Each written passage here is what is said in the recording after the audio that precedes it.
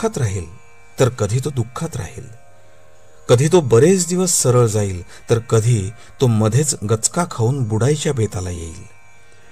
पण त्याच्या कोणत्याही अवस्थेमध्ये आपला आनंद कायम टिकेल यात शंका नाही. आपल्या देहाकडे आपण वेगळेपणाने पाहायला शिकले पाहिजे. मन द्यावे भगवंताला आणि देह द्यावा प्रारब्धाला, म्हणजे हे साधेल. देहाचे सुखदुःख वरवरचे असावे, ते आत शिरून मनावर परिणाम करता कामा नये. भगवंताच्या नामाने हे हमखास साधते, म्हणून अखेर नामाशिवाय गत्यंतर नाही. आजचे बोधवचन. संताच्या ग्रंथाचा खरा अर्थ कृतीनेच कळेल. जानकी जीवन स्मरण. जय जय राम.